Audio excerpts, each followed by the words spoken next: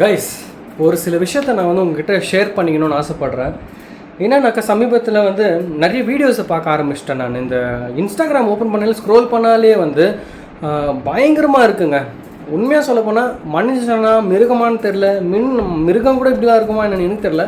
இந்த நாய்க்குட்டிங்களை, இந்த பூனைக்குட்டிங்களை, இந்த மாடுங்களை எதுக்கு இந்த மாதிரி அடிச்சு சாவடிக்கிறாங்கன்னு எனக்கு தெரில. இந்த வீடியோஸுங்களை கொஞ்சம் பாருங்களேன்.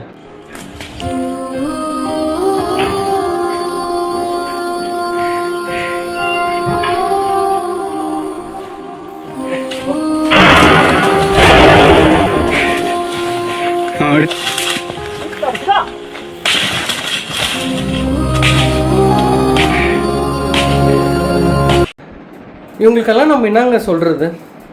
நீங்களே சொல்லுங்கள். இந்த நாய் அடிக்கிறான் ஒருத்தன், அவங்க நான் எருமாடு மாதிரி எருமாடு சைஸில் இருந்து ஒரு நாயை அடித்து சாவடிக்கிறானே. இவனுக்குலாம் ஒரு மனசாட்சி இல்லை.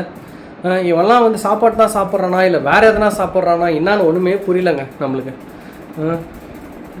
இதெல்லாம் வந்து கண்டிப்பாக வந்து இந்த ப்ளூ கிராஸ் மெம்பர்ஸ் வந்து ஸ்டெப் எடுக்கணும். ஏன்னா ஒரு சில நாட்களாகவே வந்து இந்த நாய் அடிக்கிறது, இந்த பூனைக்குட்டிங்களை சாவடிக்கிறது, மாடுங்களை சாவடிக்கிறானுங்க.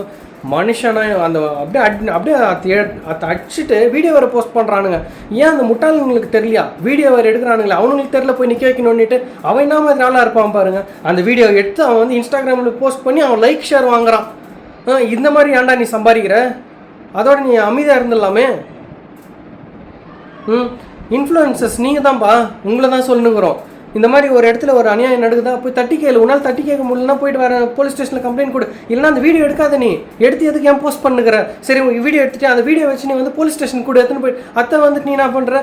இன்ஸ்டாகிராமில் போடுற, ஃபேஸ்புக்கில் போடுற, யூடியூப்பில் போடுற. எதுக்காக போடுற? ஏன் உனக்கு வியூஸ் போடணுன்னுட்டா? சரியில்லை. அதெல்லாம் உண்மையாகவே சொல்கிறேன். எங்கே தான் நம்ம போயின்னுக்கிறோன்னு நம்மளுக்கே தெரில. வடிவேல் சொல்கிற மாதிரி நம்ம பயணம் எங்கே போயின்னு இருக்குன்னு நம்மளுக்கு தெரிலன்ற மாதிரி தான் இருக்குது. கொஞ்சம் பார்த்து புத்தியை வச்சு யூஸ் பண்ணிவிட்டு நீங்கள் வந்து ஒரு நல்ல ஒரு மனிதாபிமானமான ஒரு மனிதனாக இருங்க. தயவு செஞ்சு சொல்கிறேன்.